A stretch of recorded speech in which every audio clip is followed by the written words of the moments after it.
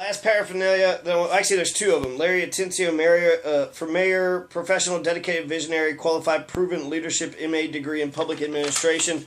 That MA degree does mean he knows something. And I was actually more impressed with his engineering degree, structural engineering. So his undergraduate is more impressive. In fact, I'm like, if you could do structural engineering, you could run a city. And MA degree, I don't know. I'm so down on college actually right now. So I'm not for sure. I think you could probably learn on the job better than what you could at school. They'll give you the ideas. They'll give you, the way that it should run or, on paper. But until the rubber meets the road. But he's been in there. So Larry Atencio is someone to be reckoned with. Right now it seems to me between Larry Atencio and Nick Gradisar.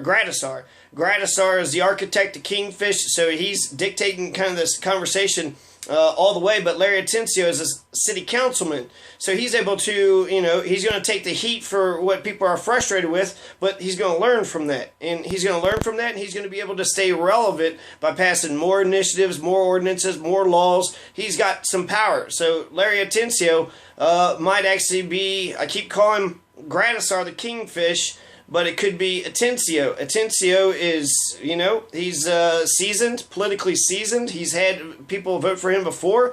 He's got political power. He's been in there for quite some time. You could say good old boy, but he's putting himself out there, right? And a lot of people are. You have the phone numbers, even Gradisar. So he's got his phone number. If you want to call Nick Gradisar at 719-354-3049. And he even has his address, which it's in Vinewood Lane, 81005, so wherever that is. But that's amazing. He's like, reach out to me, talk to me. Nick Gradisar, if he becomes mayor, he will not want to hear from you. He will not want to know anything about, I got the gauntlet, I got the power, I don't want to hear from you. So you need to, reach out to him. Go visit him, bring him a bucket of fish or something. But he's putting himself out there.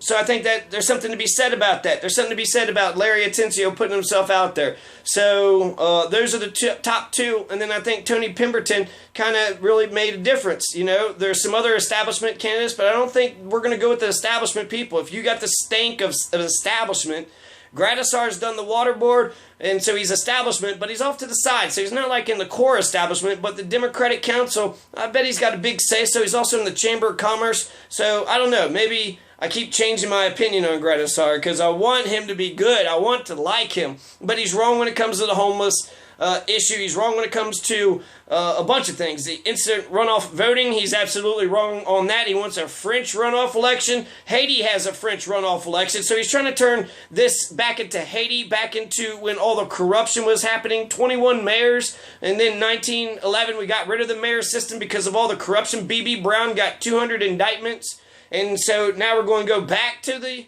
Okay, so... Larry Atencio, that's his thing. It's all right. Gradisar, you give me this little notepad, and I've actually doodled on the notepad. So, and it's got his phone number and it's got his address on each one of these notes. So I like this. This is useful. I could use pens. I could use notepads. So I like the stuff that I can use. I saw that Gary Lee Clark had a whole bunch of buttons. So that's essentially how you get your name out there, and you want everybody to champion you and say rah rah rah. But I think that's what politics kind of is. If you're rich, you might be able to pay for a big rally and have millions of people just chant your name while you give your bullshit. But anyway, so what? So I guess overall, I want to just make sure that point that Tony Pemberton is on par. He looks like he's going to win because he's completely not establishment whatsoever. You think there's a good old boy system? You think that there's nepotism?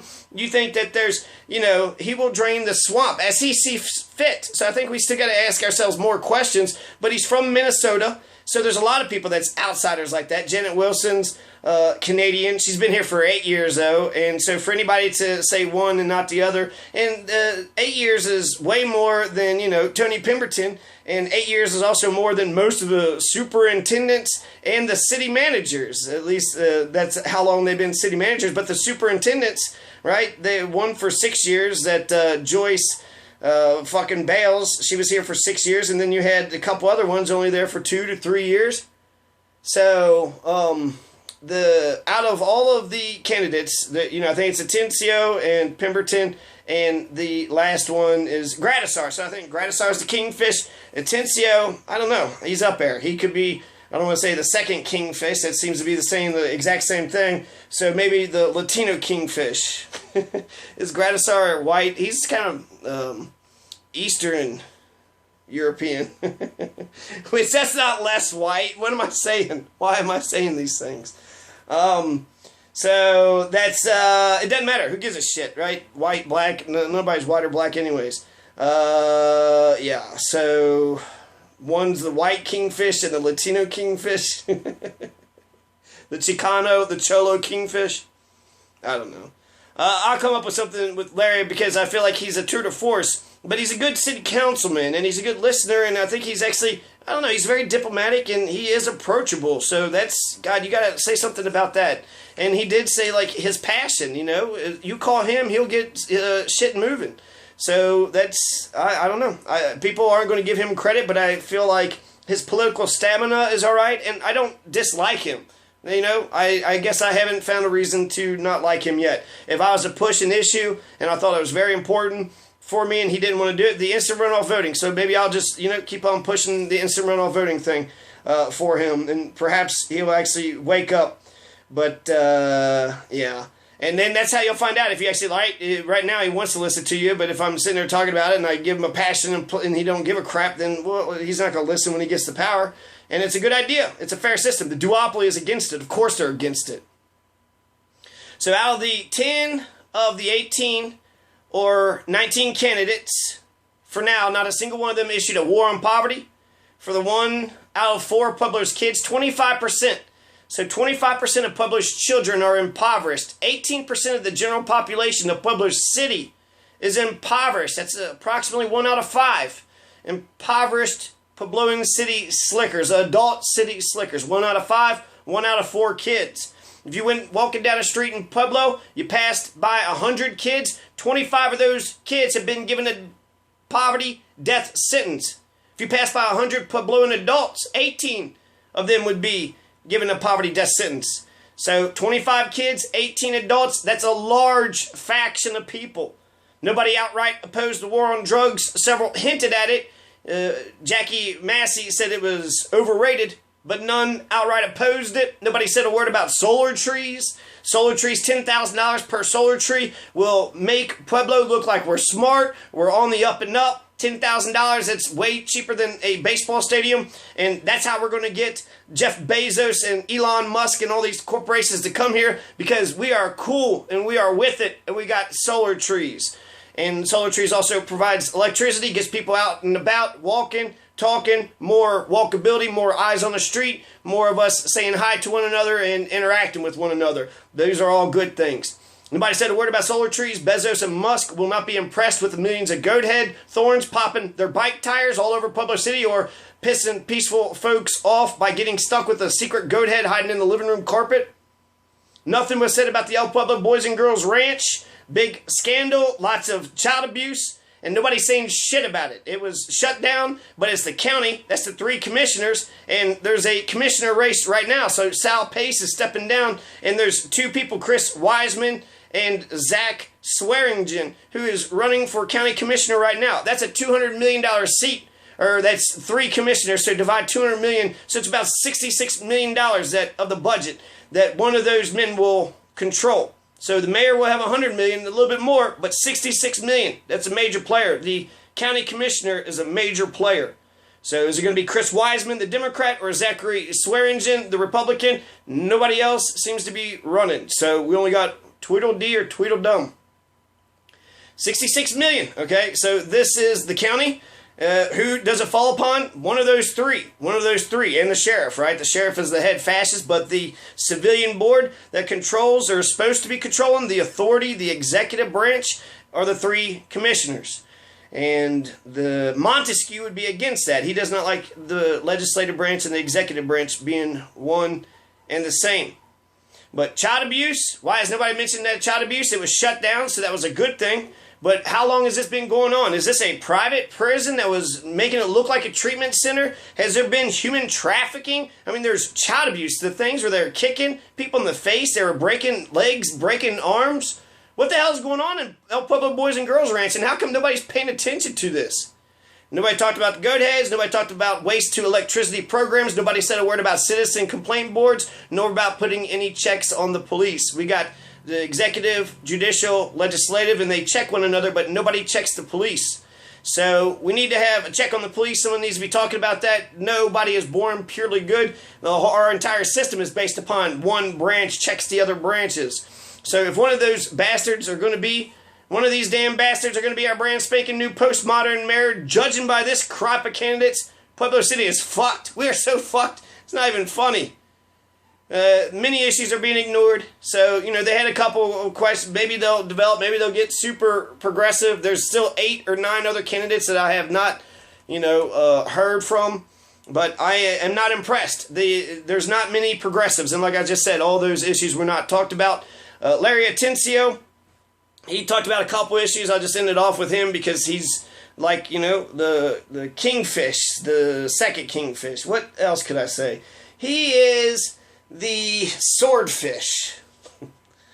So, old Larry, I like old Larry. He toots his own horn by bragging about the passion of Larry Atencio. Call Larry Atencio, he dares you. He gives a damn. He'll be on the phone with anybody who needs to hear the citizen gripe. He'll be on the phone. Anybody that, he'll listen to the citizen gripe and do something about it. Give me a call and ask me to do something within the next 10 minutes. I'm working on it. He says, start a group for the opioid problem. Start a group with dilapidated houses. And then he will join that group. He works 7 days a week. And he's talked about all the other boards that he's been on. He was talking about on the Colorado Municipal League Board. He was on the Pueblo Energy Future group on the Fountain Creek Board, Renewable Standard, a roundtable group for Renewable Standard. So he's on like 4 or 5 boards. He's brought $10 million worth of projects into Pueblo City. He's hustled. He's done a lot of things. He's been in Pueblo all his life, minus 5 years. So he's 50 years old? He's been here for 45 years. And graduated from East High School. He's got an industrial engineering undergraduate degree. So, and yeah, Larry Atencio. So I think Gradisar Atencio are the current top 2. Tony Pemberton is, I don't want to say the perfect outsider. I want to know what he thinks about the shelter. I want to know what he thinks about, do we need more shelters? What does he think about instant runoff voting? And what does he think about the war on drugs? And is he a progressive? Would he call himself a progressive? Would any of these candidates call themselves a progressive? So those are my questions that I have for right now. Old Larry Atencio. What else can we say about Larry Atencio? Let's talk about Jackie Massey. He's in favor of Ted Freeman's repurposing Pedco's half-cent sales tax on healthcare. He says that 80% of healthcare is indignant care. So there's poverty, food deserts, unemployment, just a lot of people having crappy lives. And so they have to, they go to the medical thing. They go for things they don't. Votech is his baby. He's right about Votech. So, yeah, I like vocational education. He wants to develop strong, educated local labor here. That's absolutely what we need to do for ourselves, but also it'll be good for corporations that want to come here. He's working on building a robust middle class. Thomas Kroschel was there. I was not too impressed with Thomas Kroschel. He did have one good answer. He had said, they said, what experience do you have to run a city? And he said, none. And then he kind of just shrugged his shoulders because he was saying, look, you're going to tell me that nobody's been mayor before, for one thing, but then also 22 departments, 3 unions, 700 employees, $100 million. That's a lot of things that most people haven't had to deal with. So he was saying none. I have no experience. Some other people said, I got some experience, but he was like, I don't think so. Nobody here said that. So, I don't know. I appreciate his honesty, but he was kind of just curt. He was very short, succinct. He would just answer the question, be like, all right, I'm done. He's like, I am not going for the applause line. I answered the question. I have 2 answers. I only used 10 seconds. Get the fuck on. Move on. I don't... So, yeah. He said something about... I didn't like any of his ideas. He said that pot is a gateway drug, or he suggested it. He was like, started smoking marijuana. One thing led to another. He was right about municipal electric. He said Fort Collins and Colorado Springs have cheaper electricity. That should be right there. The proof is in the pudding. Do we get cheaper electric prices for municipal electric? Then let's do it. So Thomas Kroschel pointed that out, but he was like, we should be careful, but I'm for it. But then he talks about how we just need to throw all the riffraff, all the drugs and gangsters and homeless and poor people in just one big hole. Just have one big riffraff hole and just kind of push everybody right in there. So, yeah. Don't vote for Thomas Kroschel.